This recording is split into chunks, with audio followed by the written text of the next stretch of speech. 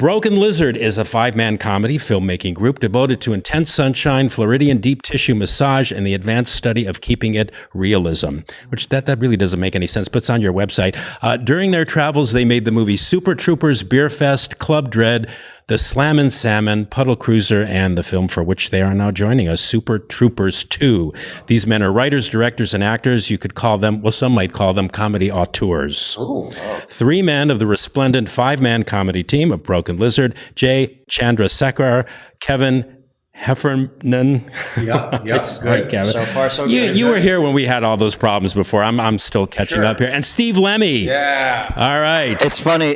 We just we were the grand marshals of the Auto Club 400 race, NASCAR, this past weekend, and the guy who brought us up on stage just butchered our names. Butchered the names. I know it is, and I practiced them, but see, I'm still getting grounded. No, from you that nailed it. Mishap. Well, thank you. You guys are really hitting the circuit. You're all over the map promoting this new movie, and it doesn't open until April 20th, which is, you know what April 20th is, right? It's Hitler's birthday. Hitler's birthday. I know. That's right. I found that out. There was Hitler's birthday, but we have no connection to that whatsoever. Okay. Well, none. I'm glad you're. Well, but the alt-right thing is pretty hip right now, so we want to get that crowd, that. So we're pro that. Nazis are hot. Nazis are hot. Nazis are hot. Yeah. Well, that was funny. It was like, that's what happened. It was like, I said to my dad, I said, when's the, he said, when's the movie come out? I said, 420.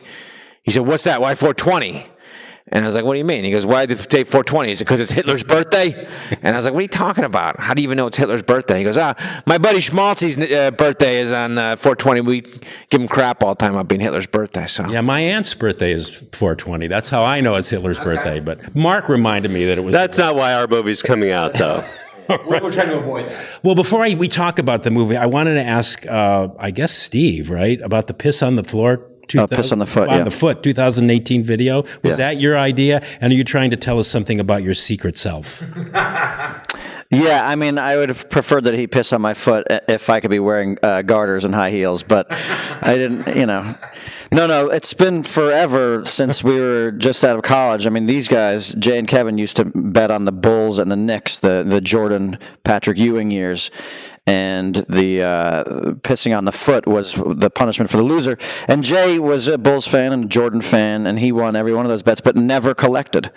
And so Kevin and I on our podcast, Chewing It with Kevin and Steve, for the last 4 years have been doing the Oscar, at the Oscar time, we have the competition. Right. Kevin is 3-1 against me. Last year I beat him, and I think I pissed on him for like 2.5 minutes. Like, I saved it all up. Well, this video, I think it's under 2 minutes, thank God. Yeah. But I actually watched the whole thing, and I was impressed that I was watching the whole thing, and I managed to get through it all without creeping out. Well, it's compelling. It is compelling, especially when you talk about the temperature of the urine. Yeah, we really break it down, and the emotional thing, like what you're feeling inside. Plus, listen, it's fine art. I mean, we do 2 cameras. We've got a wide shot. We've got a POV of the person who's administering the punishment, and editing it. It's exciting. It's exciting. Plus, in this one, I don't know if you remember this, but Kevin's nanny showed up. The nanny for his children was right there in the window, just like casually walking by. Like, this is another day at the Heffernan household, and he's out there peeing on my foot. We should say it was not faked. It wasn't faked. No. It was in real time too. Real stuff. Anyway, okay. I have not watched the video. I can't believe they did it. They really needed a director. I saw a still image of it, and I'm like, oh no, why? Why would you do it?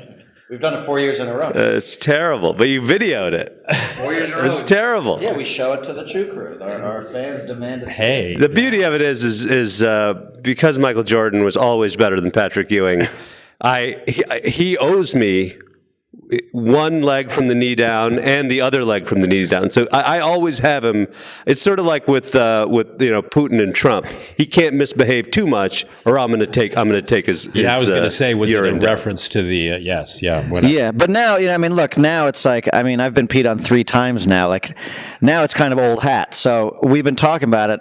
we're like, it's got to be. You need a little more shock to it. So now we're trying to figure out if it's like pissing on the back of the head. Oh no! Don't do that. Okay. And I think that's a good segue into Super Troopers too. We should talk about that. But 17 years later, what's up with that, guys? And does this mean that in 2021 we're going to see Club Dread 2, in 2023 Beer Fest 2, 2026 the Slam and Salmon 2? Yeah. And if so, why didn't we see Puddle Cruiser in 2013? You know, basically the deal is this. If people go to the theater and see this movie, we'll make a movie much more quickly. So we'll make Beer Fest 2. If people go to see this movie, we'll make Beer Fest 2 right away. Okay, there you go.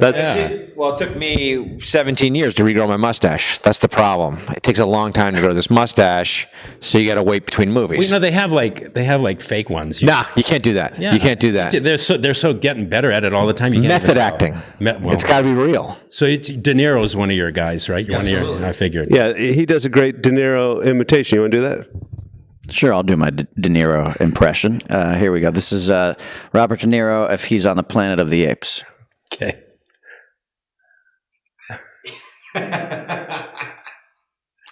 There's a lot of monkeys around here. Good, very good. Now, for those who are watching this, on video, they got more out of that than people listening to it on the radio. But Sure, it's very performance-based, very visual impression. I'm impressed. One of the things we always get to in these interviews, By the way, I'm impressed with your questions. Like the question, it took you a long time to make Super Troopers 2. What's up with that? I got another one of those. That's a good question. I got another one of those because at the beginning, we always ask this question, usually at the beginning, sometimes in the middle, occasionally at the end. It's the obvious, of course, right? The question you get asked billions of times, like, what is this movie, your movie, about? And not just in terms of plot, but thematically as well. But none of that really matters with Super Troopers 2, right? Because it's comedy for comedy's sake, right? Which is the purest form of comedy, wouldn't you say? Yeah. We like making people laugh. Yes. And a lot of times in the studio system, you go through the whole rigmarole of we need character arcs and we need a love story and we need to hit certain demographics and all this stuff. And our feeling always is that people just want to laugh and that's it. They don't give a shit about anything else except walking to a comedy and laughing their asses off. And if they laugh their asses off, they're like, that's a classic. I saw Dumb and Dumber, one of the funniest movies ever. I walked out of the thing, I was like, that's... So does that mean nobody? Our show is we celebrate the art of film and the movie going experience. So nobody's going to speak to the thematic. I don't know. No, maybe what's going on in the world today. You have to have a story that people follow, and you have to have character arcs. But I mean, and we do. We create a hanger upon which to hang all the jokes, and it's topical. This movie is about it could have been called Super Troopers Border Wars, right? Because it's about the border, it's about America, it's about our competition with our neighbors to the north, and it is quite a little topical film right now. You guys were all born in 1968. Yeah, that must mean something. It was the Summer of Love. The Summer of Love. Right? 68? 68 is known as the Summer of Love. If we were born in 68, then it would have been 67, which is... The Summer of Sex. Right. The summer, yeah. Don't you? Oh, yeah. I was conceived on Valentine's Day. Really? Yeah. Seriously, is that a fact? Or are you just making that up? No, it's a fact. My parents have that's my dad's from Argentina. He's like, that's the night I made you on Valentine's Day. Well, in live comedy troupes that also make movies or TV shows, there's often one member who becomes more or less the de facto for those. Like with Monty Python, it was mostly Terry Jones and Terry Gilliam. With Kids in the Hall, all of them had a crack at directing. In Broken Lizard, the movies have been directed pretty much exclusively by Jay, right? Mm-hmm. Is that because, I don't know, Jay's just a happy nut job? Oh, I know why. No, I just realized it because I actually did some research with you guys, but you're the oldest, right? Of the guys. I am the oldest. Slightly. I'm slightly the oldest. Maybe I just answered my own question. It's because he's the oldest and the tallest. Yes. Right? I'm the oldest and the tallest. Have an opportunity to answer that, respond to that. Yeah. Is that why you direct? I think ultimately, when we were in college and I called these guys up and said, I want to start a comedy group, they were skeptical because they weren't really acting. Like they were just funny people. Like the last time he had acted was in 3rd grade and is Captain Hook, and was in like a Argentinian jeans commercial, and so they weren't. Ever did Streetcar or anything like that? No, but I was acting in plays, and a couple of the other guys were. And so when I said, "Hey, we're going to do a comedy show," they were like, "What are you talking about?" So to some degree, I had to sort of push the ball a little bit, and so I bought a video camera and we shot videos. And they were like, "All right, I'll do this," and so that's how it sort of developed. But he's directed one of our films, The Slam and Salmon, which a lot of people say is their favorite Broken Lizard movie. But okay, yeah. Well, hey, it's true. No, we actually get that a lot. A lot of people come to our live shows and they're like, "Slam and Salmon, hidden gem," and frankly, this is what they say. We think it's the best Broken Lizard movie. By the way, it is a great movie. Michael Clark Duncan is phenomenal in that movie. Sure. But we all wrote it and we're on it. Lucky for us. Yeah. You guys, you just referred to your name of your group, Broken Lizard, and you guys began as Charred Gooseby? Yeah, and transitioned to the Chocolate Speedo team and wound up as Broken Lizard. Can you talk about that? Well, we were about a week from having our show up at Colgate University, and we didn't have a name. And so I went to the poster guy's house, and he's like, "What's the name of the group?" Because he was designing our poster, and I'm like, "We don't really have a name." And then he said, "What about Charred Goosebeak?" And I'm like, "Okay." And then he started drawing, he started drawing a goose and all this stuff. And, like that. And then that's how we got that first name. That's still the name of the group at Colgate. And then when we went to New York, we're like, well, we can't be Charred Goosebeak anymore because that is still going on at Colgate. So we came up with, we'll be 4 Whiteys and an Injun. That was our name for a minute. The still my favorite Chocolate Speedo team was our name. I like that one. Yeah, I'd vote for that. And then I always felt like it was important to hint to people what we were trying to do, and so I wanted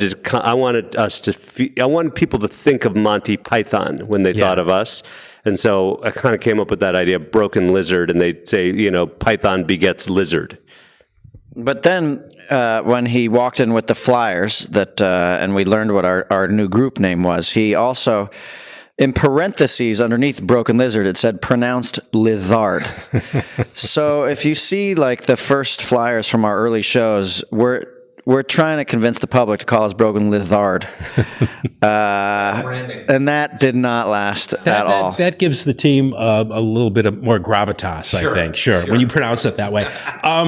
So we're almost out of time here. The first 10 minutes of Super Troopers have passed into stoner cinema legend, in my opinion. And of course, the infamous mustache ride has been quoted in thousands of bars, man caves, and fraternal organizations. You've probably gotten tons of kudos for that over the years. Cut to 2018 and the fully exploited cannabis culture. How confident are you guys that Super Troopers 2 has risen to the challenge and has topped the original classic? Well, the reason we know it's risen to the challenge of the cannabis world is that Fox, a major motion picture studio, chose 420 to release our movie. They decided to create a holiday weekend out of 420 for this movie. I think we've hit the big time, you guys. Yeah, we've made it. You know how I know that we're back and that we've made it is that is when I find, before we do this, we get groomed. And it's right when they're combing my mustache is when I'm like, yeah, this is big time, baby. This is big time. All right, Super Troopers 2, the comedy team of Broken Lizard, director, actors, writers Jay Chandrasekhar, Kevin Heffernan, and Steve Lemme. They've been waiting for a second chance, waiting for their country to need them again. That time is meow. I couldn't resist. Right? Gentlemen, a joy, right? pleasure. That's good. Thank you very much. You guys are Thank awesome. you. Thank you. Hey.